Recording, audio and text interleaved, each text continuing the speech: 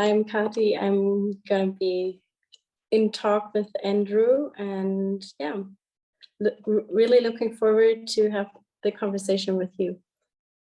Thank you. So I will just project my PowerPoint on the screen. Yes. Give me a second.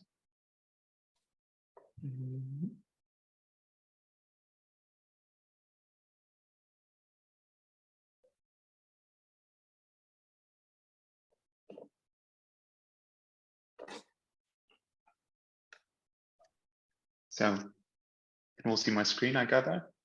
Yes, you're going to see you. So first, I guess I'll introduce myself a little. So I'm Andrew. I'm 25 years old, and I graduated with a Bachelor of Laws and also with a Master's of Arts in European Politics, Economics and Law. I am from Malta. I've lived in Malta all my life, except since this October, when I moved to Brussels, and where I'm currently working with Jeff Europe at their secretariat, which is, if you don't, I'm not aware about Jeff Europe, they're the Young European Federalists. It's a European NGO.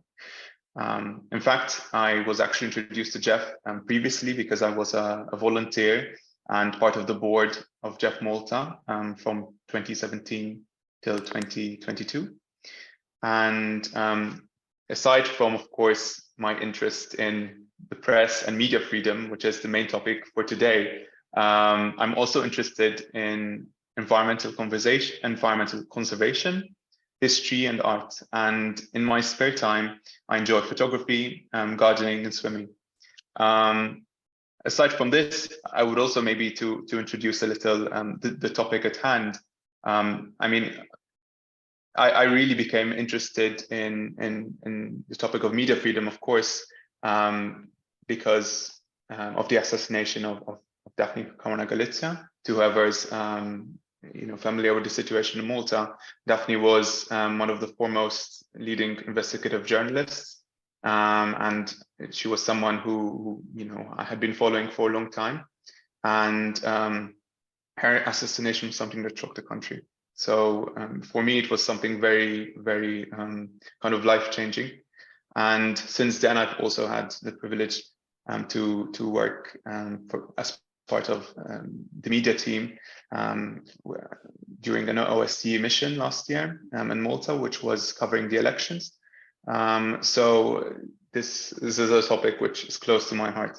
So I hope you enjoyed the presentation. And also, I'd like to clarify that any views I have are my own. I guess everyone has to do that. They don't represent anyone, and they're completely my perspective.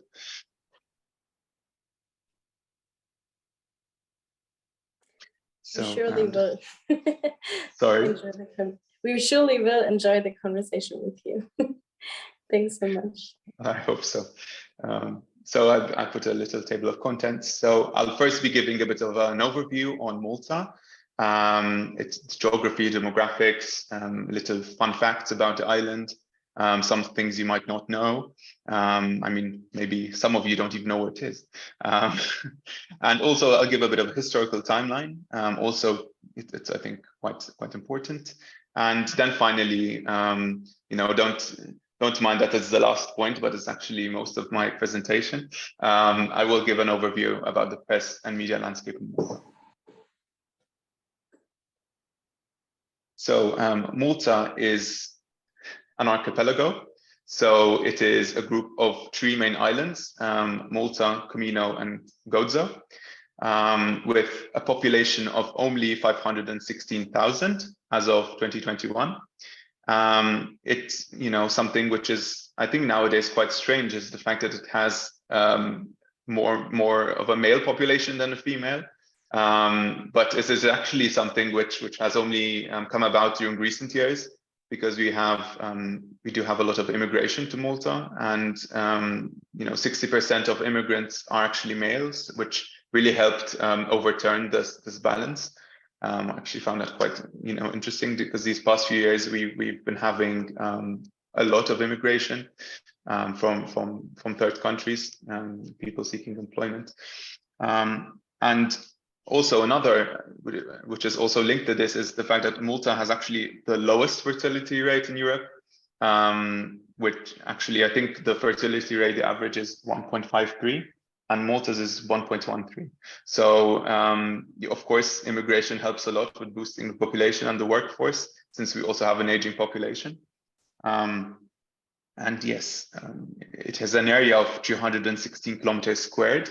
So I mean, it is actually the world's 10th smallest country by area, and the 4th most densely populated state, and it's also the smallest EU member state. So you know, we're just a little speck underneath Sicily. Usually we're missed by a lot of maps, or whenever there's an EU map, you know, it's very easy to not include us sometimes, but we are there, we do exist. And I hope that some of you have visited or will visit in future, because I can highly recommend it as a biased local. Can you say one thing why, like the best thing on Malta, you say? Well, as in like what the best thing, you know, I mean, Malta is so full of, you know, history and culture and good food. So, you know, it's very much of an all-rounder. I wouldn't recommend visiting in the summertime because it is too hot, even for me as a local. But, you know, right now during springtime, it is very nice, even during September and October. So I really recommend it. But yes, so a bit of some, you know, basic facts, and I will also include some more fun facts, which, you know, you might not find on Wikipedia. So Malta's capital is actually Valletta. I included the number of inhabitants because usually when I speak to foreigners, people expect that Valletta is kind of, you know, the only city we have, and everyone's from Valletta, but actually it has only 5,800 inhabitants, which is, you know, very, very small. It is the you know, the center where the government is located, a lot of offices and a lot of commerce, but population-wise, it is, you know, not many people live there because it is in a very small, limited area, because it's a fortified city built by the Knights of St. John, who I will talk about later on. So there's no room to grow basically in Valletta. So of course you cannot have population growth in these circumstances. So Malta achieved independence in 1964 and became a republic in 1974, which makes it a very young state. We've been colonized and conquered many times over the centuries, as I will show you later on, which, you know, might, you know, a sociologist might say that it explains a few phenomena in Maltese society, but I won't go into that. So it is a parliamentary republic. So, of course, since we were ruled by the British till 1964, our public administration and our parliament is closely modeled on the Westminster system. So a lot of concepts are very, very similar. And one of the fun facts is actually that there are more than 265 churches in Malta. So that means that there is actually a church for every day of the year. I mean, if you go to any village or town or whatever, the main focus of that place would always be the big church in the middle. But then every village or town has more like small churches interspersed. So you know, we have churches everywhere. And in fact, this is, you know, of course, it would then come to no surprise that 90% of people are identified as Christian, with 83% being Roman Catholic. And we actually have a lot of feasts during summertime because of this. It's not just a religious tradition, there's also a cultural tradition linked to this, a lot of fireworks, processions, and partying. It's called the Festa in Maltese. And, you know, they take place between June and September, and it's a big tourist attraction. So since every village, you know, has a feast for their own, you know, patron saint, you know, there's also some rivalry sometimes, which is interesting, but enough about that. So we also have two official languages, English and Maltese, which is, aside from being an official language, also the national language. And just to explain like what Maltese is, and maybe I'll throw in a phrase as well, like, you know, because I'm sure not everyone has heard it before. So Maltese, or Malti as it's called, is a Semitic language actually, the only Semitic language in the EU, as an official EU language, as in, which is derived from the medieval Sicilian Arabic. So it is written in Latin script, but you know, it has very much Semitic origins. It also, there was a huge, you know, during the time, a lot of Italian and Sicilian vocabulary entered the language, also some Spanish and French influences, and even English, of course. So it's very much a mixture of influences, and it's always fun because it's like a code that us Maltese people have, which we can speak to each other with when we're abroad. You know, sometimes unfortunately it doesn't work because Maltese people tend to be a bit everywhere, so you have to still be careful a little if you speak about someone on a public transport, for example, but it comes very handy. So, I mean, I can, you know, to say a phrase for you to hear how it sounds, maybe I'll say, Yes, please. yeah, bonsoir likom, nispera li ħassibu din id-diskursata interessanti. Jina jisimni Andrew u għandi pjaċir li qed magħkom illum. So what does it translate to? Maybe something like hi everyone, or? So I basically said good evening everyone. I hope that you'll find this discussion interesting. And I said, my name is Andrew, and I have a great pleasure to be with you here tonight. So yeah. Yeah, there was the question if you guys learn a little bit of Italian as well, or if it's commonly spoken as well. So at school, usually we at secondary level, because again, our school system is based a lot on the British system, although it's changed recently a little. We usually pick a language to study, like a third language. So usually the most common three are German, French, and Italian. I would say that around over 60% of people speak Italian in Malta, especially the older generations, because you used to have a lot of Italian TV in the past and not much access to English TV or TV from all over Europe.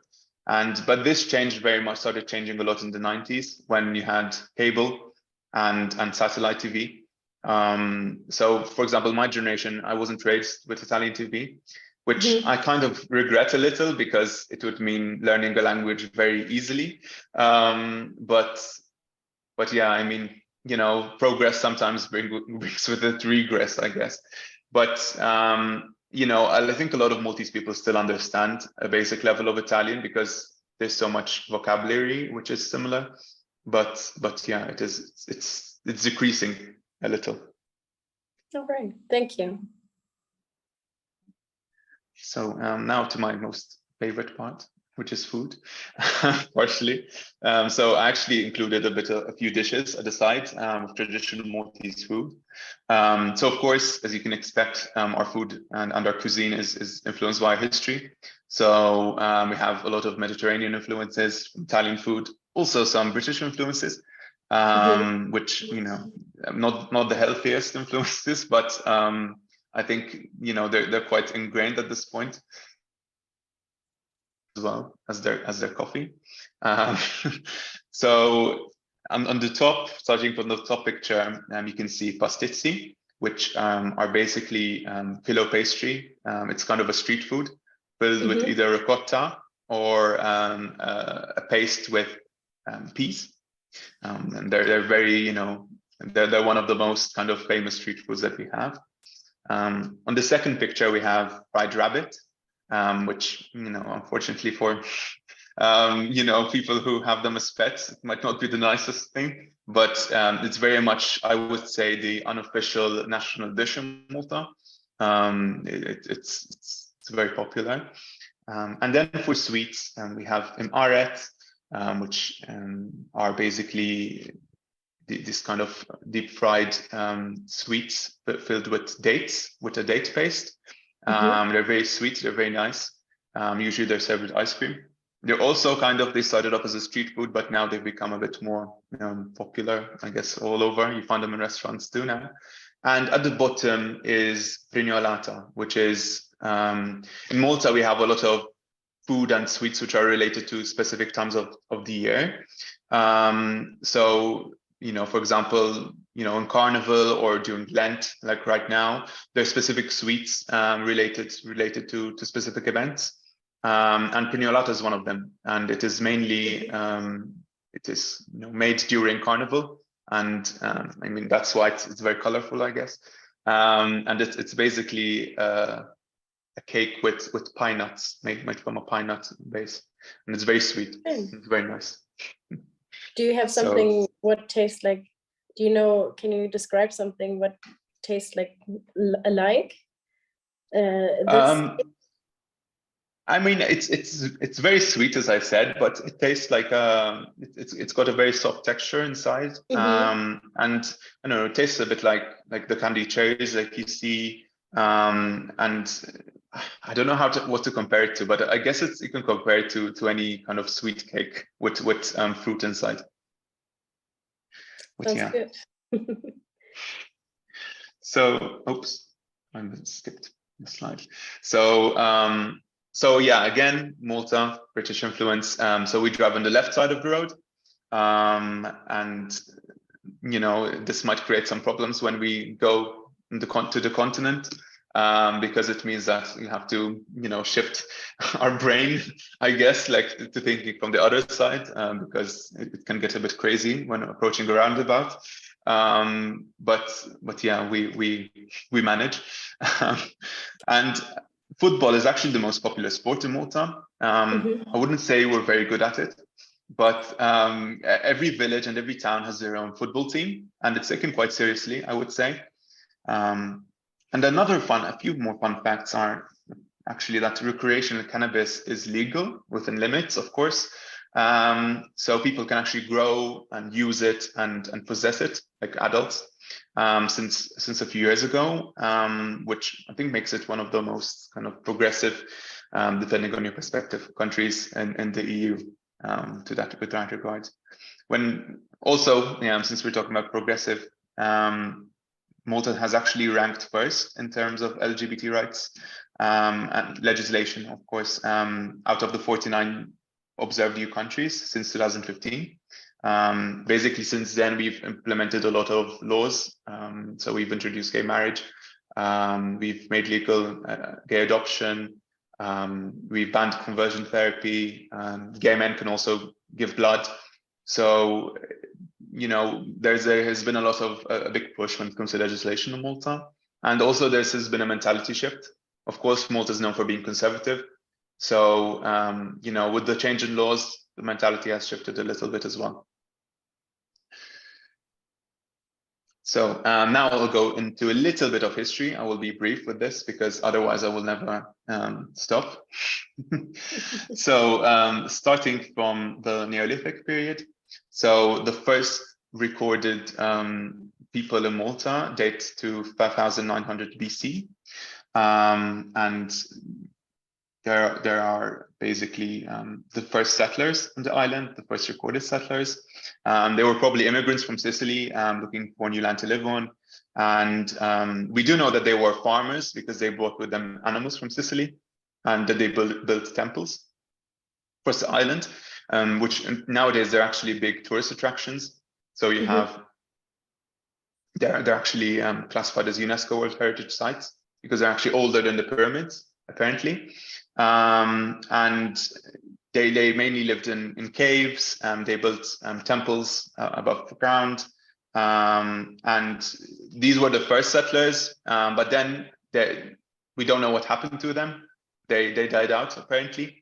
And in 3850 BC, we have the second settlers, which actually built the temples that we see today. So the Gigantia temples in Gozo, which are the oldest temples freestanding temples that we have in Malta. And we don't know very much about their practices because we found fragments, of course, of pottery and stonework and inscriptions, but of course not much. So it's just speculation. But for anyone interested, we have quite a few museums in Malta about this, and I would encourage you to look it up. So then we have the Phoenicians and the Carthaginians, which arrived in Malta in 800 BC. So this basically, the Phoenicians arrived from Lebanon, for whoever doesn't know, and I believe they are the first ones who gave Malta its name, which it was initially called Micallef, which means safe haven or safe port, something like this. Mm-hmm. And they used the island as a trading post because of its very strategic location in the middle of the Mediterranean. And not many influences remain, not even the language, but there are some place names, for example, which are said to derive from Phoenician times, but hasn't been properly proven. Then, as I said, there was the Carthaginians. I mean, there is not a lot of evidence, not a lot of written evidence about this, but basically they continued from the Phoenicians, and we have a few Hellenistic features from that period, like when it comes to architecture and temples, but not much else. Then there's the Roman period in Malta, which started from 218 BC to 500 AD. And they were here for quite a long time, of course. They established Malta's Senate, actually, and People's Assembly at the time. And this was when Malta changed its name to Melita, which means also honey. And we have a lot of remains from Roman times. We have a lot of Roman villas, wineries, and during this period is when actually Malta's religion was introduced. This is a bit controversial because some people say that it is continuous since then, but there's also conflicting arguments which says that it's died out when the Arab rule began later on and was reintroduced at a later point. So the religion was actually brought by Saint Paul, who stopped in Malta. He was shipwrecked here on his way to Rome before he was executed. And yes, it's quite a big, widely celebrated feast as well here in Malta, like by the church. So then we have the Middle Ages. So by the Middle Ages, I mean the Byzantines, Arab rule, and also Norman rule. So there's a whole period where we had a lot of different settlers here in Malta and different people. We've actually, like during Norman rule, like around that period, we had the Swabians come here. So a link with Germany, I guess. So yeah, this was a period where there was a lot of progress because, for example, the Arabs with them brought our language from Sicily, of course, as I explained previously. And while in Sicily died out, and Malta stayed and developed to what it is now.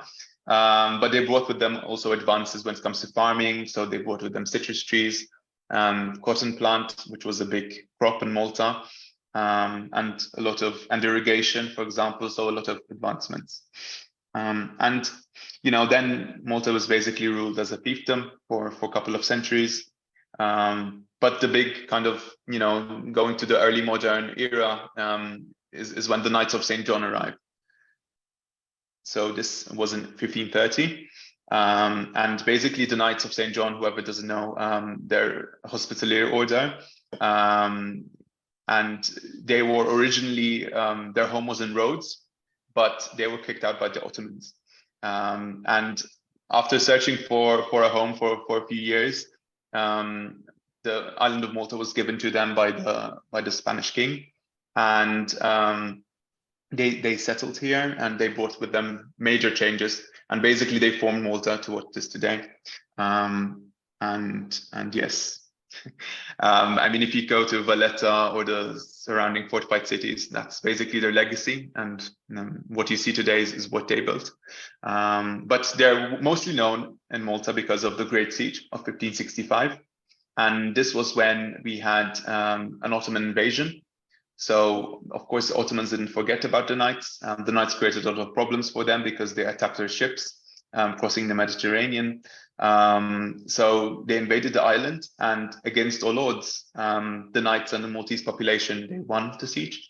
And it became, it's still very much celebrated today. And we have a public holiday which commemorates it on 8th September. So it is something that even as Maltese people, we take pride in. So with them, of course, they brought a lot of progress. So they brought with them, banks, hospitals, they created their own public administration system. At the time, also Italian was the official language of Malta. And this is something that, I guess the influence dates back from this period mainly. And yes, as I said, the Great Siege. And then this all lasted until 1798. So 11 years after the French Revolution, which is when the French, when Napoleon basically sailed on his way to Abu Qir Bay in Egypt, he stopped in Malta and he requested water for his ships, with this huge fleet. The Knights, of course, didn't give him permission to enter the harbor because they were afraid that he was going to take over the island. And I mean, that's what he did. He still entered and took over the island, and the Knights left after to leave very quickly. And the French took over the administration of the island. And they didn't stay for very long. They stayed for 2 years because after a few months, the Maltese revolted against them. But they introduced a lot of changes in Malta. So they abolished slavery. They made education, they increased the reach of education. They created a system on municipalities, and they left over. They set up proper administration, which modern Malta is based on, I guess. But the changes were a bit too quick for Maltese people who are used to kind of a bit of an older system, I guess. And they revolted because basically the French Knights also started to steal from churches, and churches were very important to the Maltese people. And this led to the revolution, and ultimately they were kicked out. This actually, it's not much recorded, but it's actually a moment where the Maltese people really banded together and organized themselves and organized their own government in unofficial government, and sent out. Actually, it was the Maltese population that ultimately then wrote to Lord Nelson to request the British Navy to come to Malta and get rid of the French. And that's how the British arrived, basically. The French surrendered in 1800, and from 1800 till 1964, we had British rule. And again, I believe this period was when Malta was made into the state that it is today. Of course, it was still crown colony, so we only started having self-determination from 1921, as in our own assembly. I mean, by self-determination, like our own parliament. But it was basically, this is why our administration and our parliament and our public laws are based on the British, because they left very heavy influence, and this is why English is our official language. So before going into too much detail, so then, of course, this lasted since 1964.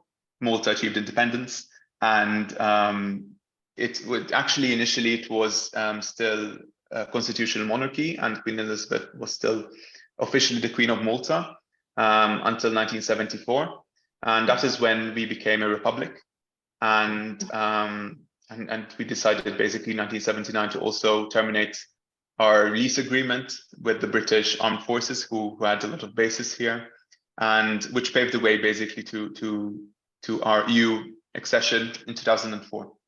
And from 2004 onwards, we were then fully integrated in the EU, and we introduced the euro in 2008. So it's been in the few years we've been independent, we've managed to do a lot, I would say. And I always think that Maltese and Malta still manages to punch a lot above its weight, I would say. So, you know, I'm not, but yeah, I mean, with every good thing, there's also negative aspects to Malta. And this is, I guess, where it brings me to the topic that's the main topic I want to discuss, which is the freedom of expression in Malta and freedom of the press mainly, and the media landscape in general. But before you start, we collect some more questions. So if anyone has a question on the history you just talked about or something else, please feel free to ask and we'll discuss the question, because it has been a lot, but thanks for going into detail so much. And yeah, I think it was quite nice. You seem to know. So there's a question about talking about the slides before the carnival you just said. Can you describe what you're what you guys doing, or if it's like more like the Brazilian carnival you imagine, or what you do, parades or anything? So the carnival was actually introduced during the Knights period by an Italian grandmaster, I believe. So it's not based on the Brazilian one. It's, I guess, more based on an Italian idea of the carnival. But what we do nowadays is basically we have floats, also sometimes political floats, and depicting, you know, politicians. I wouldn't say it's dissimilar to what you have in Germany, which you had a few months ago. But I would say in Germany, it's much more, you know, when it comes to the politics, it's a bit stronger than Malta, because I think sometimes here they hold a bit back. But we have, aside from the floats, there are dances taking place in Valletta. Everyone dresses up and there are parties. They're not as elaborate as Brazil, and but yeah, we have our own traditions, we have our own sweets, as I said, with Preniolata before. So yeah, and for us, of course, it's the period before Lent, traditionally, where we party and we enjoy, you know, and indulge on food and things like this before the period of you know, of restraint begins before Easter. Yeah, that's cool. Thanks for answering. So we have another question. So the audience want to know about the drug addictions. Do you know, because you asked, because you told us about that you legalized drugs. So do you think it had rather positive effects, or more of a negative as well? What do you think, or what do you know? Well, I think the problem with it is that there hasn't been that much time which has passed since the law was implemented, because it was only implemented in 2021. So there hasn't been enough time to kind of study the effects. I would say, though, that unfortunately, you know, the law as it was written wasn't properly implemented from the get-go, because, for example, you were supposed to have a supervising authority to oversee, you know, the laws and also the creation of cannabis social clubs. But it didn't. It was very delayed. It didn't go as planned. But I think, like, from my personal point of view, I think it's been a positive in the sense of being decriminalized, which happened a bit before this, because, you know, you'd have young people, you know, being sent to jail and having their criminal record tainted for possessing a few grams of cannabis. And I think it's a good thing that this stopped happening. But yeah, I mean, I guess the effects of this will remain to be seen. The debate, you know, before this was introduced was very kind of, you know, it was quite controversial, because there were a lot of, you know, people and a lot of organizations which spoke against it because of the negative effects that you mentioned in your question. But I guess it remains to be seen. And I mean, All it right. also depends on enforcement. For sure. Well, thank you so much for answering.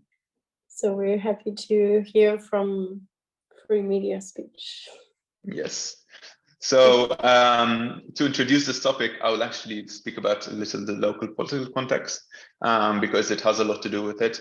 So in Malta, we have two main political parties, which is, I included here the two colors because it's the Labour Party and then you have the National Party. And, as you might imagine, these are the traditional center-right and center-left parties. I would say that both of them today are very much at the center, and there's not much which distinguishes them from each other as much as it was traditionally. They're, catch-all parties, I would say. But the unfortunate aspect of this is there's a lot of polarization. So, like, unfortunately, especially during election period, it feels like, there's a football match taking place, which involves the whole island, because it gets sometimes a bit tense, and especially for these past few years, the opposition, so the National Party, hasn't been doing very well. So it had been previously in government for 25 years, and after it lost power in 2013, the Labour Party has really cemented its hold. And despite the many corruption scandals and which took place, because it brought a lot of reforms when it was elected and a lot of new ideas. So it's not a I wouldn't say that it is a very kind of nice environment, and I like the fact that there's so much polarization also kind of prevents certain people from entering politics, and it doesn't create a very nice atmosphere. I mean, just for you to imagine, we have actually 90% turnout at elections. So and this is not because it's you have to vote by law. There's no punitive measure related to voting. It's just people are very interested. It's actually lessening a little bit, but it's still there. So yeah, but do you by yourself see that, like from your friends or something, that they don't want to enter politics, or that they're not interested even in politics? I mean, I think young people especially are interested in political issues. So specific issues, like, for example, I don't know, like corruption and the environment. But unfortunately, I don't think the political parties are very attractive to young people anymore, because there's a lot of hypocrisy, I would say, and corruption links and all this. So I think young people are interested. It's just not many want to enter politics. I mean, they still have some, recently, a few years ago, 16-year-olds were given the right to vote. So they tried to push this a little bit, but I would say, like, when it comes to voter turnout, it's the young people who are the ones who vote the least, as is traditional everywhere.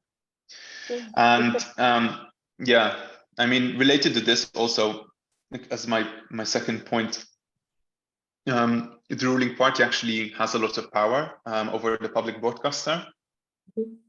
Unfortunately, like, the public broadcaster isn't like something like the BBC, where it's independent from the government, but the government actually appoints the people who lead it. So you can imagine certain stories. It's meant to be impartial, but you have stories which are not very impartial. I will go into that a bit more a bit soon, but yeah, it creates a lot of problems. So yeah, I mean, and there's also written here, reporting on certain topics, like, for example, immigration. They incite abuse towards journalists covering these topics, and sometimes threats. So all in all, given the political situation, given how politicized like any issue is in Malta, doesn't make it a very nice environment for journalists. Also economically, being a journalist isn't, very, very profitable profession. As you can imagine, with just over 500,000 people, you can't just open a media house here and expect to be profitable, because there's a very small market, very limited sources of funding for the independent media. And so I mean, I think I would only say that the new media outlets that open are the ones based on the internet. So like online media houses with which have revenue streams from online ads mostly. But aside from that, you rarely have a new TV station, for example, or I mean, really print newspaper is dying anyway, so you don't have that. But it's not a thing anymore. Yeah. So yeah, I mean, linked to this, TV actually, like surprisingly, is it remains the main source of national political information in Malta. But the internet is actually increasing as a source of information, especially with younger people. I would say no one from my generation really watches, TV, like no local news anymore. But they stay updated on social media or news portals because it's faster and yeah. Is there a specific TV show or news that you're watching, and which is it? So you have three main channels. So you have the public broadcaster, which has two channels. So one of them is more news oriented, and they're the 8 p.m. news and also during different times of the day. That is kind of the most popular channel. And then you have the political party channels, because this is where it gets kind of messy. Political parties in Malta, the two main ones I mentioned previously, they actually own media houses. So they operate their own TV stations, their own newspapers, their own online media portals, and of course, their TV stations remain still very popular. And as I said before, I mean, the government has also a very strong hold on the public broadcaster. So imagine if you're in government, so you have the public broadcaster within your grasp, and you also have your own media station. You can imagine what kind of power that they hold. And unfortunately, also it's not really 50-50. And I say unfortunately because I personally don't agree that there should be party stations. Because according to our broadcasting laws, every TV station should be impartial, like there should be due impartiality. But the thing is that, and this I'll go into soon, the broadcasting authority doesn't really work as it really should.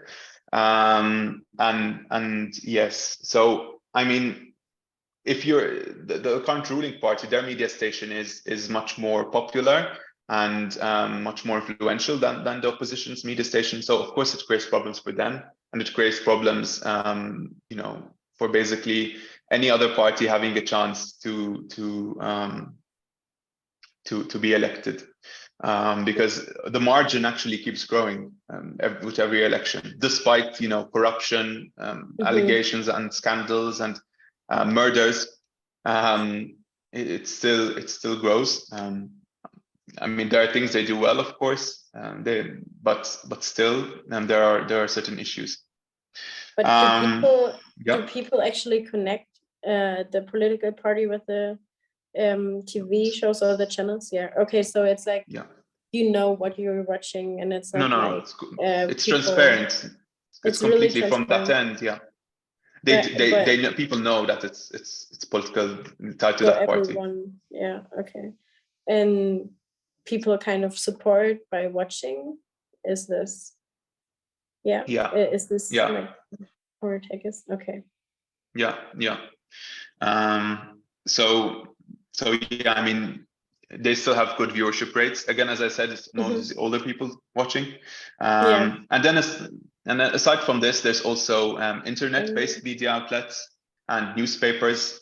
So these are the more independent types of media. So we have the Times of Malta, for example, news outlets like Malta Today and Malta Independent, which are news sites which provide more impartial news.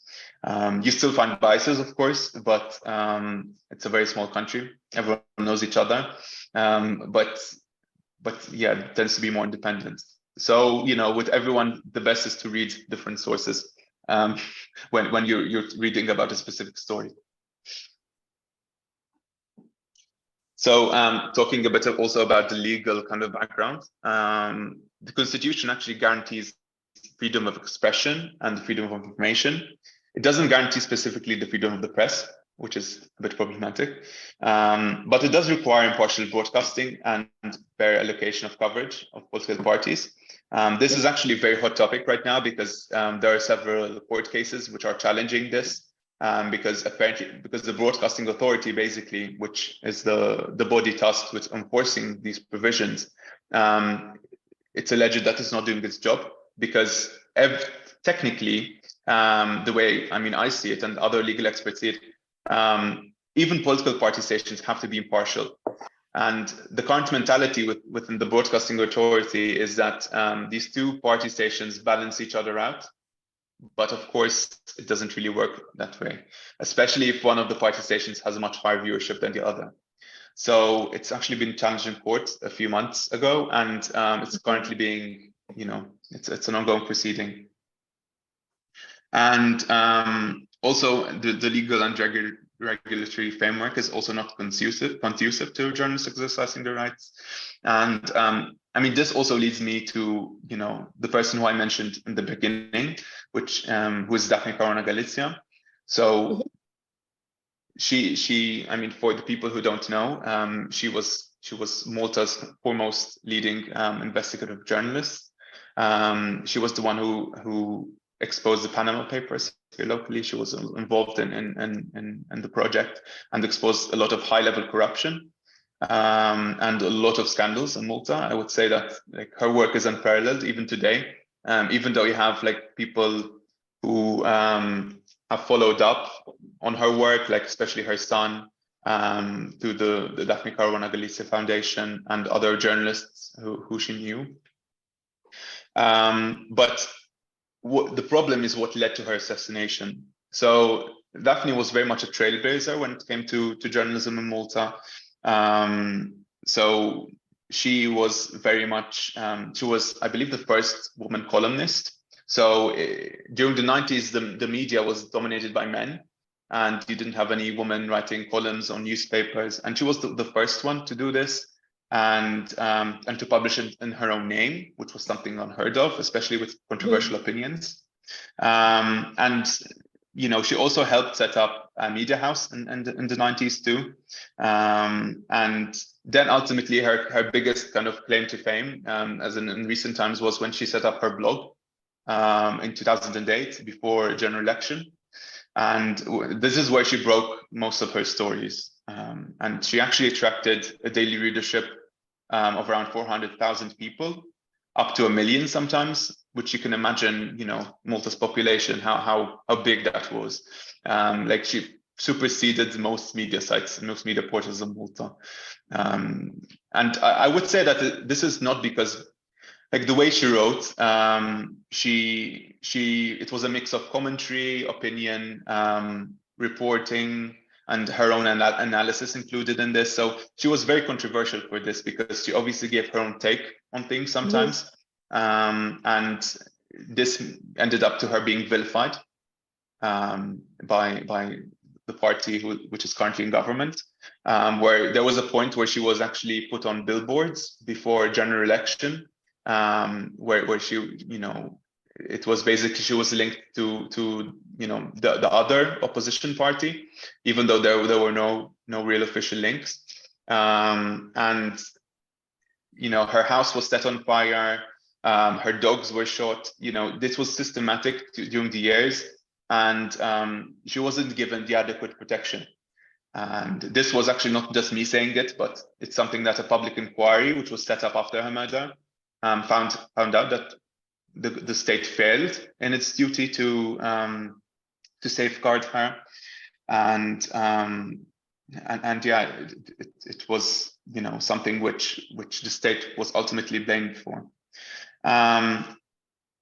Despite her murder, which was shocking and was something that really put Malta on the map for the wrong reasons. after it happened in 2017, I remember every time I go abroad, I mean, I get asked, what is happening in Malta, you know?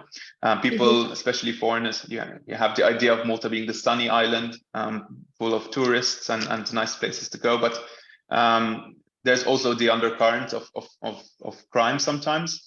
And this is what she was exposing. Like, so she spared no one, not politicians, not when it came to just criminals. You know, she really did everything, and she had her own network of informants, and this led her to being, you know, to being assassinated. And unfortunately, you know, till today there has been no one who was properly convicted for her murder. The trial is ongoing, and but it's just taking a very long time. But hopefully justice will be done soon. Yeah, so this is also linked to what next. So what has the government done? You know, so after her murder, there was a huge public outrage. Actually, the alleged mastermind of her murder was exposed, and he was a very prominent businessman with links to the government, to the prime minister and the chief of staff at the time, and to very senior government officials, which led to the resignation of the prime minister and several ministers in 2019. There were also protests at the time, and it was a very tense situation. I wasn't in Malta at the time, but it was something which was unprecedented, because you don't have many protests in Malta, not with huge numbers, because people are a bit afraid sometimes, you know, showing their face, because as I said, everyone knows each other.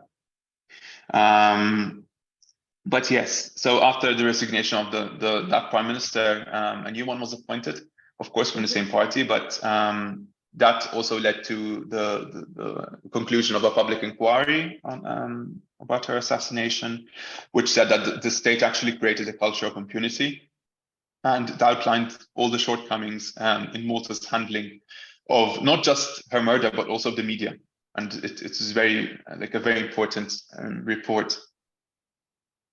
And now, like, the government has also, of course, tried to implement the findings of this inquiry, and it set up a committee of journalists and media experts to, you know, to kind of find the conclusions from the inquiry and see how these were to be implemented.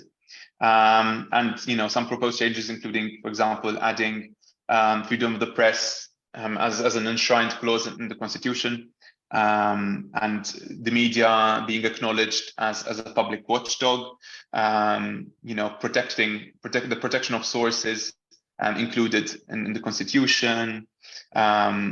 Also, you know, for example, in the case of Daphne, when she was murdered, there were hundreds of libel cases filed against her, and some of them actually also SLAPP cases. SLAPP, to whoever doesn't know, they're called strategic lawsuits against public participation. And they basically cripple journalists because they're sued in other jurisdictions abroad, you know, up to hundreds of thousands of euros, up to millions sometimes. And of course, you know, this was an issue she was facing, like her bank accounts were frozen before she died. And the government has introduced provisions to tackle this, amongst many other things, of course. But of course, I mean, this has also been very much criticized, this response, because although on the surface people, you know, NGOs have said that it looks good, at its core, there was no real public consultation, because the journalists that were included in this committee were actually selected by the government. So they weren't really presented to the public, and there wasn't really a public debate about them. They were just an internal committee, and which is only limited to some journalists, because of course reforms should be more transparent implementation to them. And you know, you've had, for example, a former MP who's an expert in the media in Malta, who she actually said that these new laws would have actually not saved her life, and don't really do much to protect current journalists from being harassed. Because ultimately, at the end of the day, if you request through a freedom of information request certain sensitive data from the government, and they keep refusing, like every single time, without giving you a proper reason, and the Prime Minister refuses to give interviews. Like, the Prime Minister hasn't given very few interviews since he's been elected. With the independent media, of course, because he only accepts interviews from the party media or from the national broadcaster. Of course, this will not really improve the media landscape. And also the reform for the slap laws was also criticized because it said it was not far-reaching enough, because it didn't actually stop these lawsuits from being filed, but they could still be filed, but it just capped the amount of money that could be claimed. But yes, that is it. The future is there's a lot of lawsuits and court proceedings, and the laws are still being discussed at the moment in Malta. So it's very much a situation of wait and see. The media has received a lot of a big spotlight, I would say, in Malta, like these past few years. So the government very much tries to implement reforms to improve at least the optics of kind of the situation here, but it really remains to be seen how far-reaching these reforms will end up, and their effect, because at the end of the day you still have a very polarized society. You still have party stations with their own very biased party media. You still have hate speech on social media, which is not enforced, and the way it's enforced is also a bit questionable sometimes, with satire sometimes being prosecuted, which is very bad, because satirists shouldn't be taken to court by the police, and yes, so but I do remain hopeful that it will get slightly better, but of course it's the NGOs in Malta who have to keep pushing for this, because from the opposition side it's also not very much in their interest, because they have their own party media to protect. So, but I do remain hopeful. Well, thank you for sharing. There was a lot. Yeah. Yes, I hope I didn't overwhelm everyone with information. I know I talk a bit fast sometimes, but it's fine. I hope it was engaging. I think everyone could follow really good. Yeah, thank you for sharing. It sounds like a tough situation. Yeah. Anyway, so speaking to the audience, you may ask questions now, and we'll discuss media, speech, or other things you want to know about Malta. Is this your last slide as well, or do you have anything else? Oh, yeah, it is my last slide. I mean, I just have a thank you slide. Nice. Okay, maybe we can wait for some questions to come in. Yeah, this question. First question, which kind of suits your last slide. Because of the EU flag, the person wonders if Maltese people feel like Europeans. What do you think? I think they very much do feel like Europeans. I mean, I think Malta is actually, statistically, it's one of the countries where its citizens actually approve of the European Union, and they think that EU membership is very important to them. I would say, from a personal point of view, having grown up remembering slightly situation before we entered the EU and afterwards. Of course, I was very young, but I do remember, I do remember it. I do remember us entering the EU. It has brought a lot of positive changes to the island, and not just economically, but also a lot of freedoms. I would say, as a young person and as a former student, and now like someone who's working abroad, it's brought a lot of opportunity. So I mean, now everyone is able to travel within the union wherever they like without border checks because of Schengen. And we're also, through Erasmus, for example, we have opportunities to travel abroad and to study abroad as well, and also to work abroad. The freedom, to work wherever you like.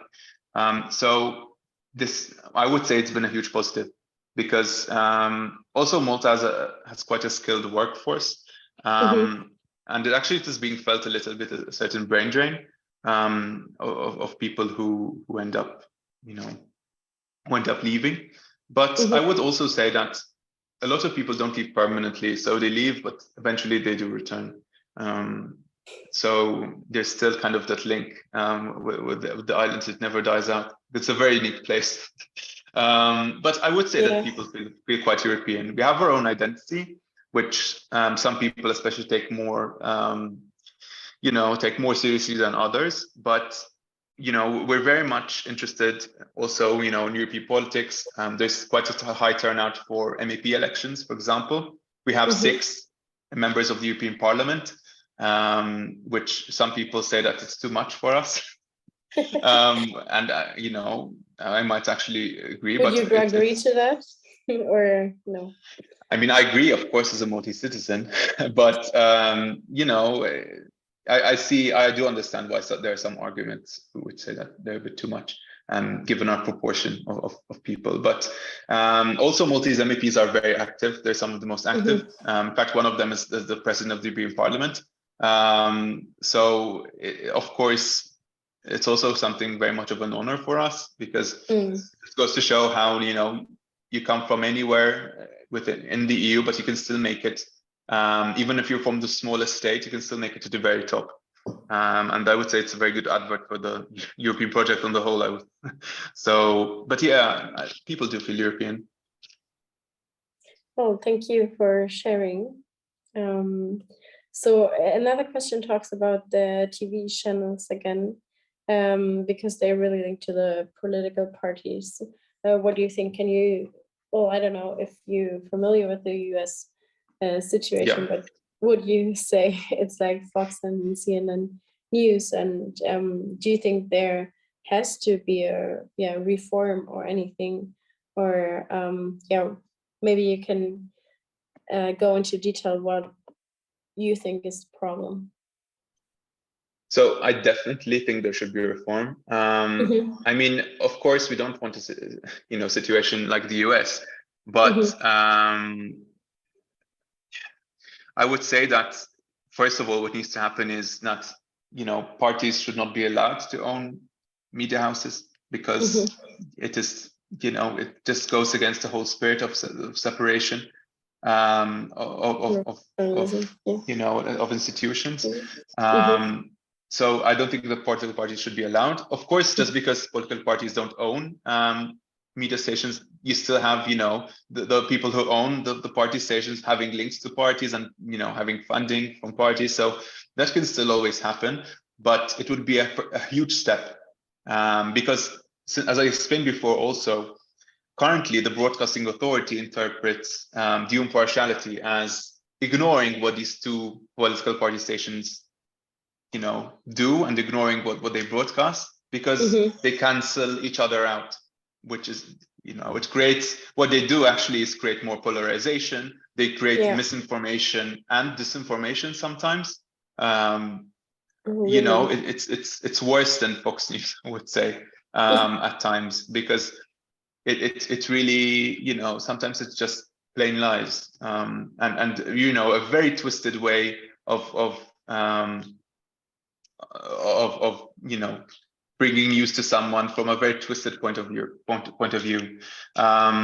So I do think that the broadcasting authority needs to do its job and needs to follow what the constitution says, because our laws are there. It's just they're not being implemented properly. And so I would say that this is the biggest challenge that Malta has. But yeah, I mean, there is fake news, I mean, you have, for example, the party media. They don't they only kind of publish what their leader says and what their delegates say. And anything that the opposing party does is portrayed always in a negative light. It's always, like they're objects of ridicule. So it gets quite bad, and this is also linked to another question I see here. It really fuels polarization, I would say, because if this didn't exist, if these media stations didn't exist, you would have, less people getting riled up and emotional about politics, because, emotions and politics, I don't think they should really mix. They do, but yeah. Yeah, for sure. And talking about politics, there's another question. I hope I get this right. Do you think environmental plays a role in politics as well? The environment or climate change, is it covered by the political parties? Because having just two might be, I don't know. Well, is there a specific one? Well, the thing is, like, both parties would claim to be very pro-environment, especially the opposition at the moment. And there's a lot of greenwashing as well by the government, like a lot of green walls, a lot of green initiatives. But ultimately, at its core, we're seeing, Malta's fields and Malta's, natural environment being destroyed on a day-to-day basis through building of apartments. The construction industry in Malta is immensely powerful, and they fund political parties, and they hold a lot of sway and a lot of power. And the Malta Developers Association has a lot of influence, I would say. So of course, currently there's one government in power, so they have, they make sure to donate political parties to prevent any reforms which aren't favorable towards them being implemented.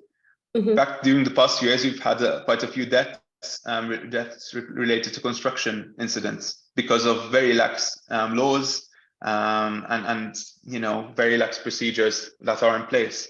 But yeah, the environment, it's really, there's a certain uglification of the country taking place, where you have older traditional buildings being destroyed even and being replaced by these huge soulless, apartment buildings and which could be located anywhere sometimes. And it's not just that, they're also sometimes of poor quality because they're aimed at basically, getting the most profit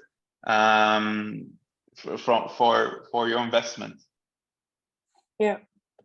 Thank you for your opinion on that. There's another question about the religious freedom in Malta. So do you think there are other religions than Christianity, or how is it, like, have you experienced some other religions on Malta, maybe? Okay. So Malta, of course, has, as I mentioned before, we have a lot of immigration. So aside from the Roman Catholic faith, which is predominant, there are also other Christian denominations in Malta. We also have Islam, which is also, I believe, it's officially 2%. But I mean, I would say that it's a bit more. I don't know how it feels like it's slightly higher, because I guess also immigrants, it's hard sometimes to to track between one census and another. And there's been a growing population and also growing calls to build additional mosques, for example. But yeah, I mean, Islam officially is 2% officially. But it is growing because, you know, aside from immigrants from Africa, you also have third country nationals from Pakistan, for example, and immigrants from Syria who come here to Malta to work, or seek asylum. So this is growing. Aside from Islam, there's also, I mean, there are other faiths, of course. I am aware that, for example, there is, you know, there is a small Jewish community in Malta. It's very small, and also, you know, other faiths like Hindu, but they're not very visible, I would agree, because they don't have, you know, like their own temples, unlike mosques, of course. But yeah. All right. Yeah, thank you so much for giving us a political insight, and especially in journalism. Oh, okay. There's another maybe political question just incoming. What do you know if Malta is an exporter of any goods, or is there something special what you just can get on Malta, or what's the big business on Malta? So I would say that, like, you know, if it comes to talking about industries in Malta, the biggest is the tertiary industry, which is like basically the service industry. Because, I mean, we have a lot of we have specific schools related to tourism, for example, and that is, you know, the biggest amount of graduates end up working in this field, because we have a lot of hotels and restaurants and such.